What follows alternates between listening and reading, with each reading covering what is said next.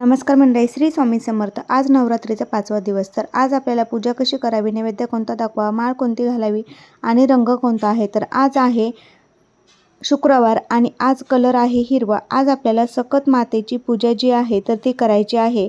आपल्याला घटाला माळ जी आहे, बेलाच्या पानाची माळ आपल्याला घटाला जी आहे तर ती घालायची आहे.